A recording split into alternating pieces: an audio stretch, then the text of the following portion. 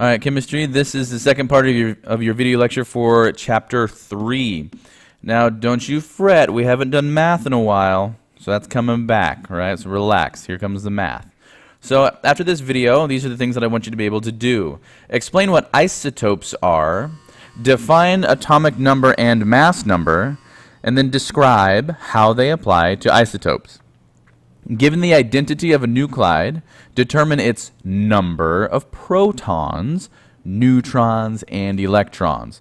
Then second to last, define mole. A huge idea in chemistry. Define mole in terms of Avogadros number and define molar mass. Lastly, solve problems involving mass in grams, amount in moles, and the number of atoms of an element. That'll be the conversion factors coming back. So let's start with the atomic number and mass number. The number of protons that an atom has is known as the atom's atomic number, right? We now know today that the nucleus is made up of protons and neutrons, right? And at the very center of an atom, it has most of the atom's mass. The number of protons, just the number of protons, is the atom's atomic number. The atomic number is the same for all atoms of that element. So hydrogen always has 1 proton, helium always has 2 protons, lithium always has 3 protons, beryllium always has 4 protons, and on and on and on. Because each element has a unique number of protons in its atoms, no two elements have the same atomic number. For example, the atomic number of hydrogen is 1 because the nucleus of each hydrogen atom has 1 proton.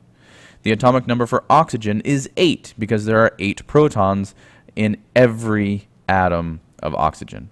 Atomic numbers are always whole numbers because you can't have half of a proton.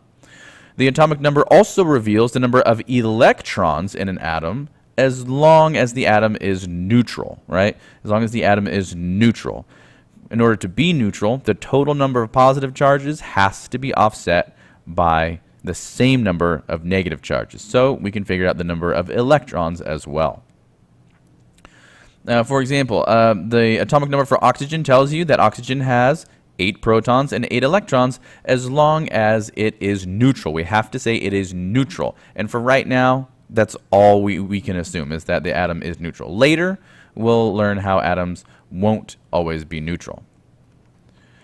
The mass number is the sum of the number of protons and neutrons in the nucleus of an atom. You can calculate the number of neutrons in an atom by subtracting the atomic number, remember we just learned that that's the number of protons, from the mass number, which is the number of protons and neutrons. So, mass number minus atomic number equals the number of neutrons. Now, unlike the atomic number, the mass number can vary among atoms of a single element. So the mass number of hydrogen can vary from hydrogen atom to hydrogen atom. That is totally okay. The number of neutrons can vary, making the mass number vary. So for an example, a particular atom of neon has a mass of 20, right? I was just going to say it's 20. Because the atomic number of neon is 10, neon has 10 protons. So the number of protons and neutrons, remember which is the mass number, and we just identified that the mass number is 20. The number of protons and neutrons, which is the mass number, is 20.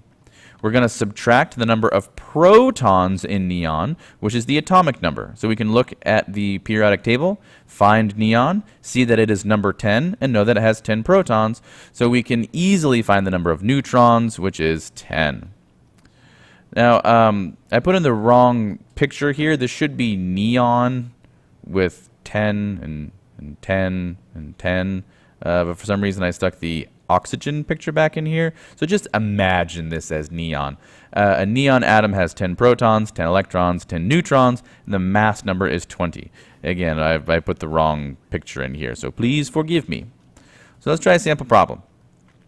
How many protons, electrons, and neutrons are present in an atom of copper whose atomic number is 29 and whose mass number is 64? So the atomic number indicates the number of protons in the nucleus of the copper atom, the atomic number. right? So we know that's 29. A copper atom must be electrically neutral. Again, we don't know how to do anything other than electrically neutral right now. In the future we will, but right now we're just assuming that everything is neutral. So the number of electrons equals the number of protons. Fair enough. And the mass number indicates the total number of protons and neutrons, right? So we go mass number, 64, minus atomic number, which is 29, equals the number of neutrons, which is 35. Atomic structures can be represented by symbols. In fact, they need to be represented by symbols most of the time because, well, it would simply be too much writing if they weren't represented by symbols. It just saves us time. Each element has a name, and the same name is given to all atoms of an element. For example, sulfur is composed of sulfur atoms. Hydrogen is composed of hydrogen atoms. Oxygen is composed of oxygen atoms. Each element has a symbol, and the same symbol is used to represent one of the element's atoms. Atomic number and mass number are sometimes written with an element's symbol. So the atomic number, when we're writing with a symbol, the atomic number will always appear on the lower left side of that symbol. For example, we have hydrogen here, helium, lithium, beryllium, and boron. And we can represent the number of protons, which is the atomic number, by a subscript on the left side. Mass numbers are written on the upper left side of the symbol. So again, hydrogen, hydrogen, helium, helium, lithium, lithium, beryllium, boron, boron. And remember, mass numbers can vary. It's the atomic numbers that can't vary. It's just the number of protons, right? And that defines each element, so those don't vary. But the mass numbers, they can vary. So that's why I have two versions of hydrogen here. One has a mass number of 1, and one has a mass number of 2. That means that this hydrogen has 1 proton, no neutrons. This type of hydrogen has 1 proton, but 1 neutron to bring the mass number up to 2. We can also write both numbers with the symbol. Again, atomic number, subscript on the left, mass number, superscript on the left. And an element may be represented by more than one notation, right? So here are 3 types of hydrogen, right? We have hydrogen that only has 1 proton and nothing else in its nucleus. We have the type of hydrogen that has the 1 proton and 1 neutron. We have the type of hydrogen that has the 1 proton and 2 neutrons. Now, with that just said, let's talk about isotopes. All atoms of an element have the same atomic number, therefore the same number of protons, because that's what defines what element a particular atom is. But atoms do not necessarily have the same number of neutrons. Atoms of the same element that have different number of neutrons are called isotopes of that element. One standard method for identifying isotopes is to write the mass number with a hyphen after the name of the element. So there are 2 common types of helium that are isotopes, right? Isotopes are different forms of the same element. There's helium that has 2 protons and 1 neutron for a mass number of 3. And then there's the helium that has 2 protons and 2 neutrons for a mass number of 4. We simply call them helium-3 and helium-4. Continuing with isotopes. The second method for identifying isotopes shows the composition of the nucleus as the isotope's nuclear symbol, right? This is a nuclear symbol, right? It's symbolizing. He, helium, right? Again, atomic number is subscript, mass number is superscript on the left. So we have our helium-3 and helium-4. We don't necessarily always have to write this subscript 2 because I already know that we're talking about the element with 2 protons because I'm saying helium, and helium always has 2 protons. All isotopes of an element have the same atomic number. However, their atomic masses are not the same because the number of neutrons in the nucleus of each isotope varies, right? Mass number can vary. And if we have different mass numbers, but it's the same element, we call them isotopes. So again, here's a representation of the 2 stable helium isotopes, helium-3 and helium-4. Again, it's helium, so in both representations, you see that there are 2 protons, right? 2 red spheres, but only one of them, helium-3, has 1 neutron to bring the total number of subatomic particles in the nucleus to 3. Helium-4 has 4 total subatomic particles in the nucleus. 2 of them are protons, obviously, because it's helium. 2 of them are neutrons, and then you can see they're both surrounded by their electron cloud. There are several stable isotopes of lead, right? We have lead-204, lead-206, lead-207, lead-208. But it's all lead, Pb, that's the symbol for lead, Pb. They all have 82 protons because that's what defines lead, but the mass number is going to be different for each of them, right? Because the number of neutrons is changing, right? We have 122 neutrons, 124 neutrons, 125 neutrons, 126 neutrons, making the mass number go up and up and up.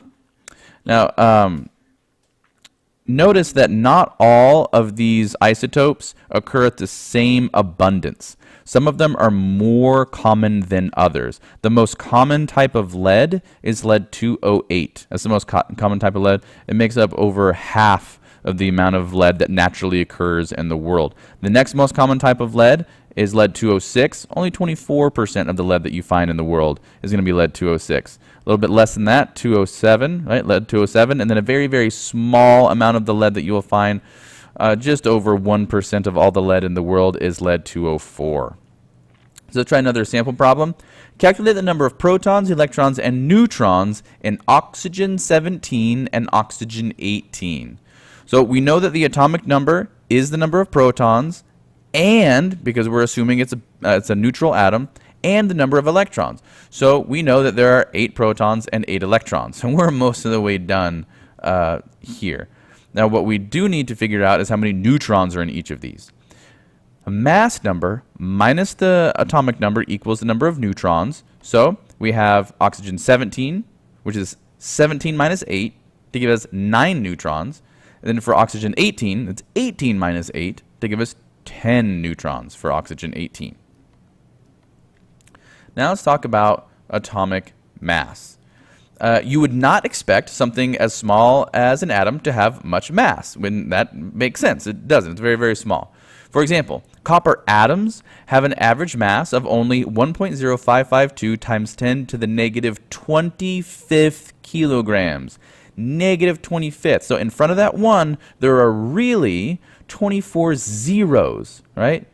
Decimal 24 zeros, 10552 kilograms. It's insanely small, an insanely small mass.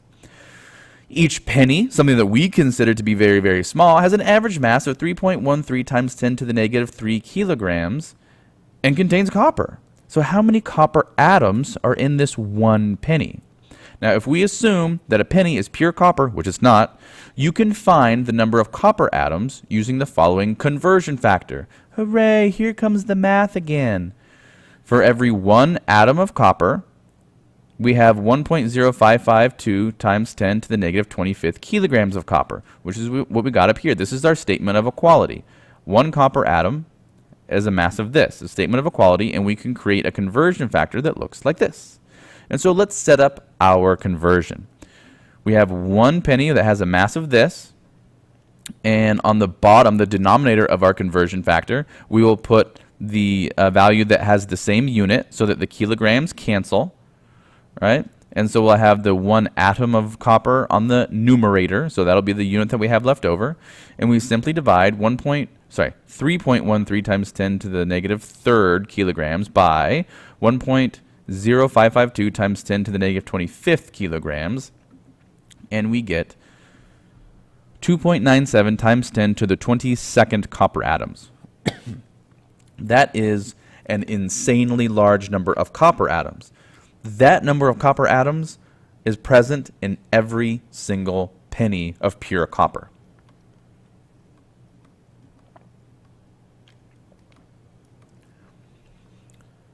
We're going to talk about another way to talk about the mass of individual atoms. Because the kilogram is such a large unit, that number that we saw on the last slide is just unusable, right? It's ridiculous. Kilograms are too big to talk about individual atoms. And so scientists have come up with their own special unit. It's called the atomic mass unit. It's a special mass unit used to express atomic mass, meaning the mass of one atom, atomic mass, one or a small number of atoms. The unit has two names. There's the more common one, which we use in this class, the atomic mass unit, aka the AMU, right? Atomic mass unit, AMU, or the Dalton, symbolized by capital D, lowercase a. We don't use that very much in this class, but I have read chemistry textbooks that do use the Dalton very, very commonly. Mass number and mass number and atomic mass units would be the same because a proton and a neutron each have a mass of about 1.0 AMU. Now, during the last section, on one of the worksheets, I asked you to get into the textbook and utilize a table, and in that table that had, for each of the three subatomic particles, the electron, the neutron, and the proton, it had the actual mass in kilograms, right? And then next to it had the relative mass in AMU. Hopefully you remember that. I also hope that you remember that the relative masses of the neutron and the proton were not exactly 1. It was 1.0005 something. Realize that if we round that to two significant figures, it would be 1. And for the purposes of this course, we're going to call that relative mass 1 AMU. So, going on with that, using an example, a copper 63 atom, right? Copper with a mass number of 63 has an atomic mass of 62.940. A copper 65 atom has an atomic mass of 64.928. Hopefully you can see why it's very, very convenient for us to simply use this as the mass as opposed to these very, very long decimals that don't change the overall value all that much. In the periodic table, the mass shown, right, when you look at the mass on the periodic table, that mass is actually an average of the atomic masses of the naturally occurring isotopes. For example, on the periodic table, you will not see copper 62.940 or 64.928. You will actually see 63.546, right? It's going to be in between both of those values because it is an average. So let's introduce the mole, one of the most important ideas that we're going to have in this entire course. Most samples of elements have great numbers of atoms. I mean, just look at that penny that we calculated how many atoms were in it, a huge number. A mole helps us deal with those huge numbers. That's the whole point of the unit mole.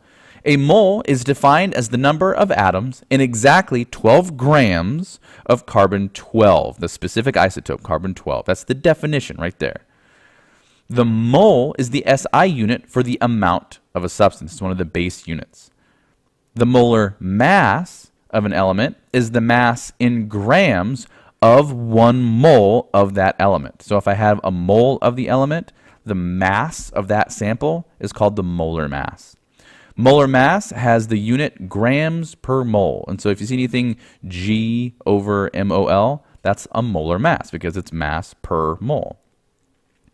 The mass in grams of 1 mole of an element is numerically equal to the element's atomic mass of the periodic table, but in atomic mass units. Now, that's actually a very, very simple idea, but a lot of students get really, really confused over it. Numerically equal, meaning if I was going to talk about 1 atom of carbon-12, it would have a mass of 12 AMU, right? 12 atomic mass units, right? But if I was going to talk about 1 mole of carbon-12, that mole of carbon-12 would have a mass of 12 grams. So see that the number is the same. It's 12, right? 12 AMU and 12 grams. Numerically the same. It's the unit, the scale that is different. When I use 12 AMU, I'm talking about 1 atom, right? When I'm talking about 12 grams, I'm talking about a mole, which is a huge number of atoms. So we can use things like scales and balances to help us figure out molar mass and use molar mass to figure out other things about samples. right? For example, 1 mole of iron has a mass of 55.78 grams, right? So if I have 55.78 grams of iron, I have 1 mole of iron, right? They're equal. That is also equal to 6.02 times 10 to the 23rd iron atoms. It's a huge number. Therefore, the molar mass of iron is 53.78 grams per mole, and that's the number that you'll see on the periodic table. Let's continue with the mole. I'm going to add on to it. Scientists have also determined the number of particles present in 1 mole of a substance. It's this very specific number, and it's so special that it has a name. It's actually named after a scientist. It's called Avogadros number. 1 mole of a pure substance, right? Like just iron, just oxygen, whatever. 1 mole, exactly 1 mole, has 6.0221367 times 10 to the 23rd particles. That is a very important number that you have to remember. Avogadro's number may be used to count any kind of particle, including atoms and molecules. So if there's ever a question where I either tell you how many particles are present in a sample or ask how many particles are present in a sample, that is a big red flag that you're going to be using Avogadro's number in that. Okay? And so, again, here's the information we have. 1 mole for iron, for example, is equal to 55.78 grams of iron. And so, the molar mass of iron is 55.78 grams per mole. That has Avogadro's number of atoms, 6.022 times 10 to the 23rd iron atoms. And so when we're going to set up our conversion factors, this is a concept map that you can use to go between moles, which is an amount of a substance, and mass. In order to convert between moles and mass, or vice versa, to convert from mass to moles, we use the molar mass of that substance as the conversion factor. Now, pay attention to this concept map. If I have a certain number of moles and I want to convert into mass, I set up the molar mass as a certain number of grams over 1 mole, meaning the mass, the grams, is my numerator for the conversion factor, and the denominator is the number of moles for the conversion factor, right? The denominator for the conversion factor, right? That will allow the moles to cancel out, and your answer will be in terms of grams. That's mass, right? That's mass. Or if I'm going the other way, I take the same molar mass, which is going to be a certain number of grams per mole, but I flip them, right? So I'm trying to convert away from grams, so I put the grams on the denominator, so they'll cancel out. The only unit I'll have left is moles, and that's what I want my unit and my answer to be. Let's try a sample problem. Determine the mass in grams of 3.50 moles of copper. First, we make a setup that shows what is given and what is desired. This is very, very important. Let's not skip this step when you guys are doing your work. 3.50 moles of copper multiplied by something is equal to some number of grams of copper. That's what we're trying to accomplish. We're going to use a conversion factor that has grams of copper in the numerator and moles of copper in the denominator. So it's going to look something like this. 3.50 moles of copper multiplied, right? Remember, set up your crosshairs. I don't put crosshairs on the PowerPoint notes because it's kind of hard to actually just format that, right? But notice how moles, when they're multiplied here, since this is a denominator, it's going to cancel out this mole. The only unit that's going to be left is this gram. And so we're going to have our answer in terms of grams of copper, which is what the question is asking for. The correct conversion factor is the molar mass of copper, which, if you look at the periodic table, is 63.55 grams per mole. And so I stick in that 63.55 grams on the numerator, plug that into my calculator. My final answer, with 3 significant figures, is 222 grams of copper. Let's try another one, but this time we're going to use Avogadro's number. Determine the number of atoms in 0.30 moles of fluorine atoms. So, in order to determine the number of atoms, select the conversion factor that will take you from the amount in moles to the number of atoms. Hopefully you still remember that we have to use Avogadro's number. And for most of our calculations, using 4 significant figures is going to be more than enough. 6.022, right? So we're going to take the amount, which was given to us in the question, right? The amount in moles, and we're going to multiply it by Avogadro's number of atoms over 1 mole.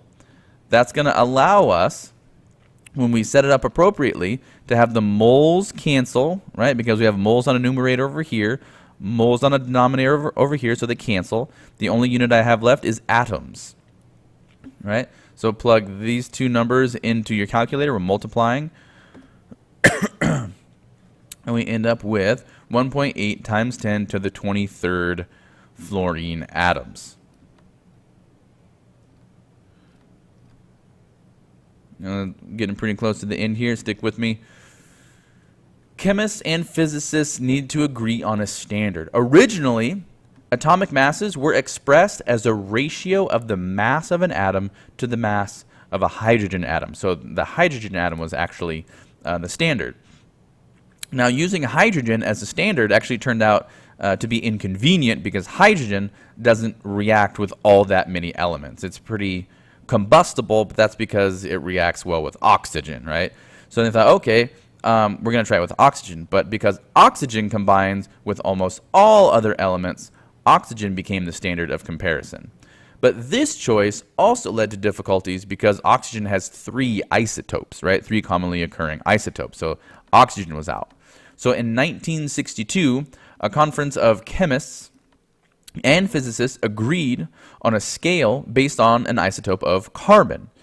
Used by all scientists today, this scale defines, so this is the definition, and I've already said this, but it's another definition of the atomic mass unit is exactly, right? So this has considered to have infinite significant figures. Exactly 1/12 of the mass of one carbon-12 atom, specifically a carbon-12 atom. That specific isotope that has 6 protons and 6 neutrons. 1/12 of that is the mass of one atomic mass unit. Now, hopefully you can see the relationship in numbers here. Carbon has 6 protons, 6 neutrons in its nucleus. That's 12 subatomic particles in its nucleus. 12. One atomic mass unit is 1/12 of that mass. So it's 1/12 of a carbon-12 nucleus.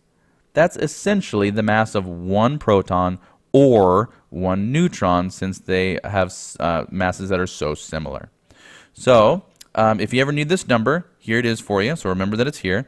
As a result, one atomic mass unit is equal to 1.6005402 times 10 to the negative 27th kilograms. It's an incredibly small number. So what have we done so far in this video? We've explained what isotopes are. We've defined atomic number and mass number and described how they apply to isotopes. We've given the identity of a nuclide, or given the identity of a nuclide, we've determined its number of protons, neutrons, and electrons. Define mole in terms of Avogadro's number and defined molar mass, and then we've solved problems involving mass in grams, amount in moles, and the number of atoms of an element.